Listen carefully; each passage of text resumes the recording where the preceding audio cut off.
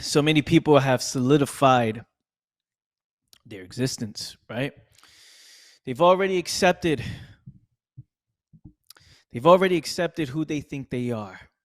They've already committed to the character they've created themselves.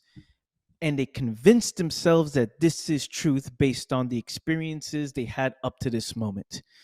So they've created this conditioning, they created this life, right? Well, they were living life and they've been building a life on top of a certain foundation for so long. And this foundation came from the conversations they had, the environments they grew up, what they were told was good, bad, right, or wrong, right? What they told is, hey, this is the advice, this is the route you should take. And then you accept that, right? And then you go off and you think, and then you start building an entire life on top of that foundation, right? When you were 6 years old, 10 years old, 15 years old, people telling you to be a certain way over and over and over and over again. And then you see the results of that because you're living it now. You see the results of that. You take that mindset everywhere you go. You take that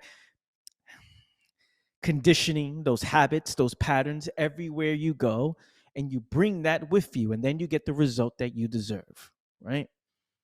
So if you want a different result in life, you're going to have to change the foundation of your mind. You're going to have to change the psychological priority. How do you do this, Anthony? People ask me, how do you do this? How do you change your psychological priority? How does this even make sense? I'm too conditioned. I'm too wired a certain way. And many people go back to their conditioning once they're confused, right? Because a confused mind will always go back to what is old. Remember that. A confused mind will always go back. I'm confused. So you look at your current situation right now, and what you're experiencing right now has to do with all the years of experiences and all the years of conversations and all the trial and error, the failures, the adjustments. And you take your current mentality, you think that this is the best version of you, right? This mentality right now for you makes the most sense. You have all your protection, your safety, your security. You have all this stuff prepared for you. You're ready because you're thinking about, oh, when this happened to me before, and you're ready. How do you change this up? How is it possible to, at this very second, instantly change your perspective, instantly change the course of your life, instantly see things with a fresh mind? Is that even possible? This is why we're having this conversation right now. This is what we're investigating. This is what we're diving into. Is it possible for you to right now change your existence, change the foundation of your mind, completely look at the world through the eyes of a fresh perspective, a fresh mind? Is it even possible? See, now the older one gets, the more conditioned one is. One has gone through so many things. They have solidified, oh, that's truth. That's truth. That's truth. They've seen it for themselves. Fam, I see this all the time. I see this all the time, especially with the work that I do. So many people bring their conditioning onto me. Any new person you meet, they will bring their conditioning onto you. They'll look at you based on, they've gone through so many things in life. They've gone through so many different characters. The moment that they see a inch of similarities, they automatically make the assumption this person is this. I just know it. It's my intuition, right? So, is it possible to sit across somebody and say, let me see you from a fresh perspective with a fresh mind? First of all, what it would do to you is it will completely change how you see yourself. You'll get a different result in life. You would take more risk. You will reposition yourself. You will make different moves. But if you're too heavily conditioned and stuck to your ways, right? When you're stuck to your ways, the last thing you think about is changing yourself. You would change everything else, but nothing ever seems to change, really, right? You would change environments, change the outer things, but then you bring yourself everywhere you go. The foundation is always there. And it is until you address that foundation that everything changes.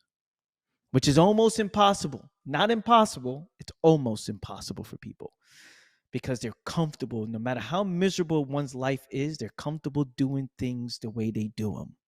They're comfortable with that. I'm comfortable with being this way. It's easier for me to do things like this because I've done things like this for so long. And that's the scary part, fam. It's the scary part. This is why I say we get the results that we deserve, right?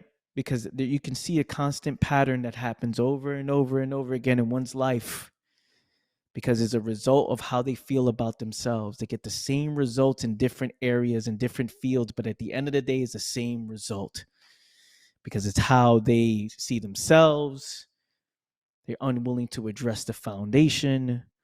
They're unwilling to change things up because what it actually takes, it takes complete 100% interest, passion. It takes complete love to want to get in there in the foundation and completely change it, because once that changes, everything around you changes.